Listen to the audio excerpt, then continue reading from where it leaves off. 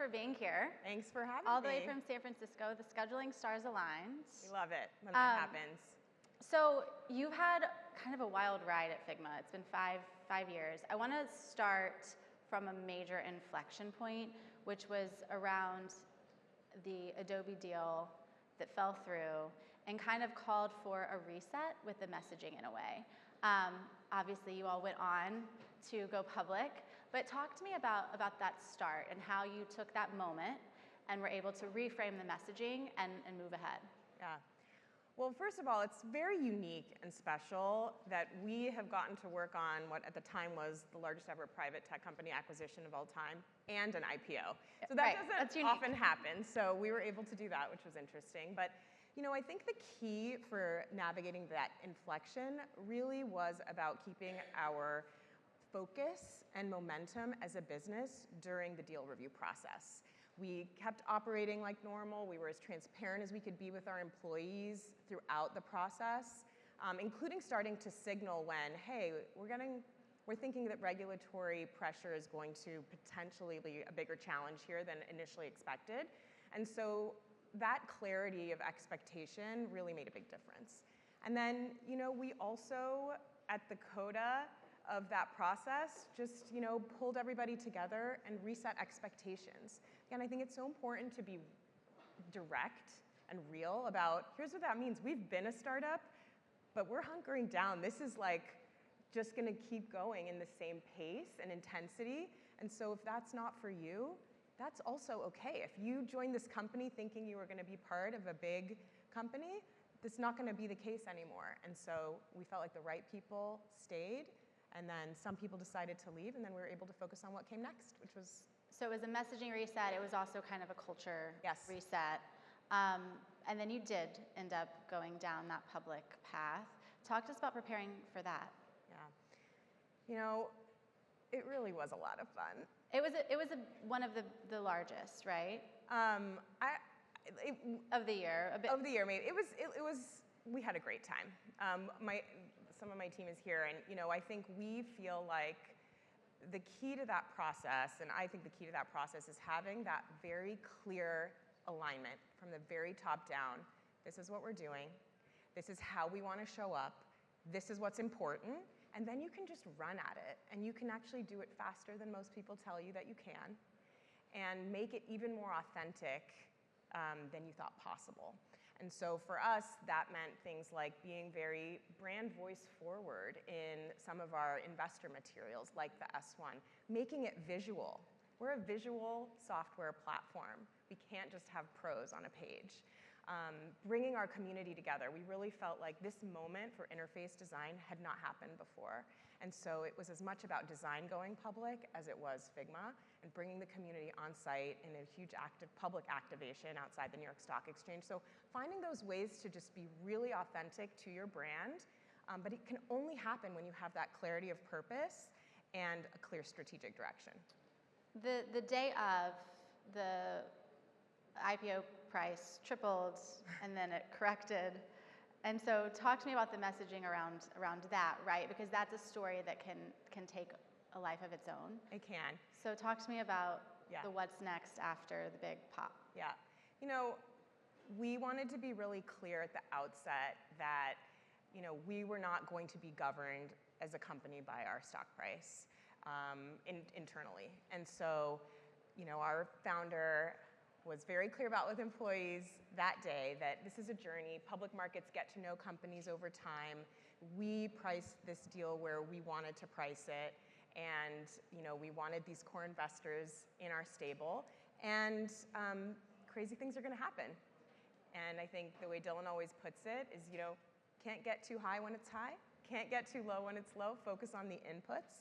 And so he really showed up and delivered that clarity to the employees right there on IPO day before even we started trading. Mm-hmm. And now, who are the key stakeholders that you're messaging with? Analysts, obviously the street, but are employees still part of that? Oh, absolutely. I mean, the public markets are a new addition to our audiences, but our core audience is our user base, who's in our product every day, as well as our employees. How we build, how we ship for those users, and then how we navigate building as much momentum around our product velocity as possible. And they really come together. That culture plus product come together really well for us. You've mentioned the importance of brand voice, and you've mentioned community.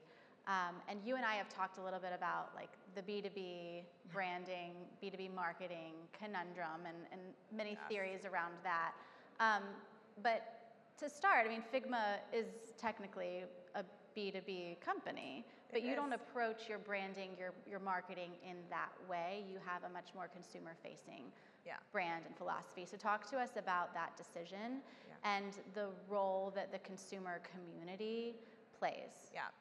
You know, it's funny, I had only worked in politics and then one consumer tech company, which was Uber. And so after Uber, I went and worked in a venture firm, and I would sit in these rooms with these like B2B founders, and they would say, well, this is my solution and this is what I'm doing.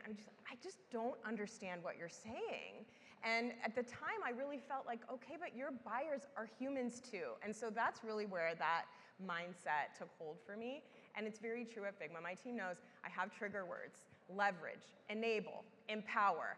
Like, no. There are much clearer ways to say what you mean. And so we really try to avoid jargon. We try to be really like, mean what we say what we mean. And I do think it's really important to have that cohesion across both what I call our consumer patina and our B2B brand, which is selling to large companies who care about enterprise security and et cetera, et cetera.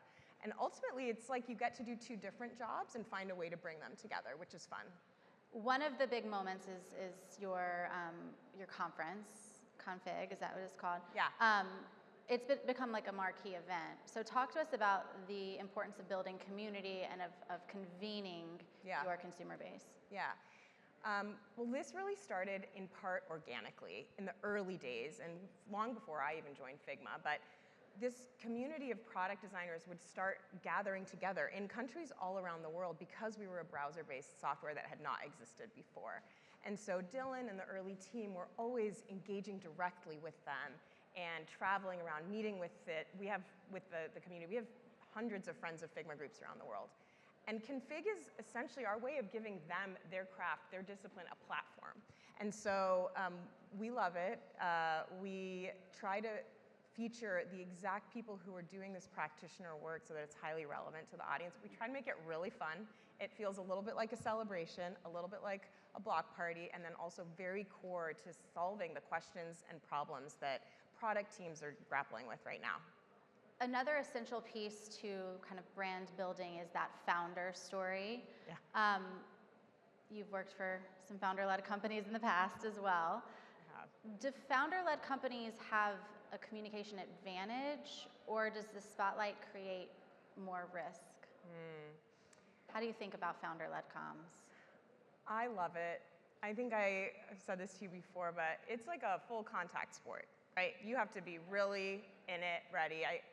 I love it, and I think you have to love it, but the reason why is, why would you want to work on an area that your founder doesn't care about? And founders do care about brand. They do care about comms a lot. And those debates are really fun.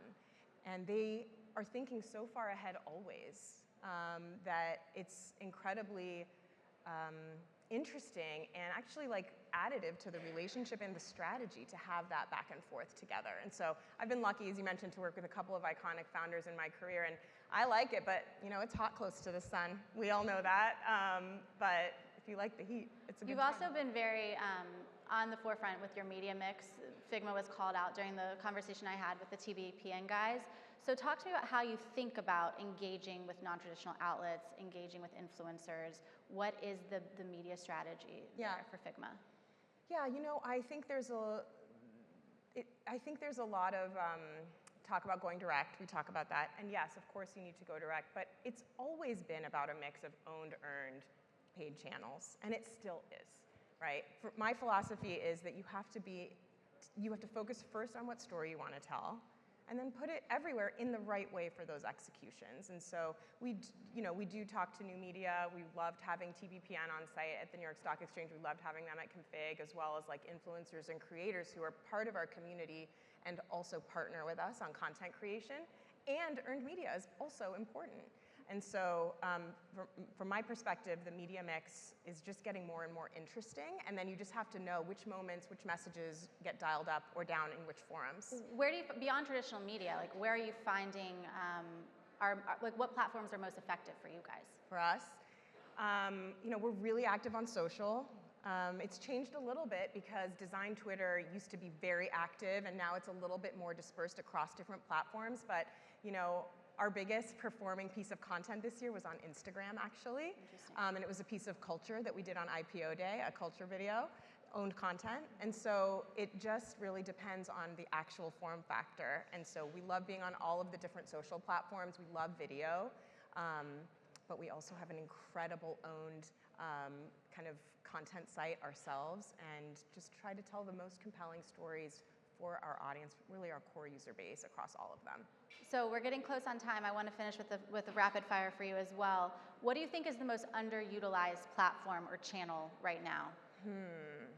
I think earned media. I think it has fallen out of favor.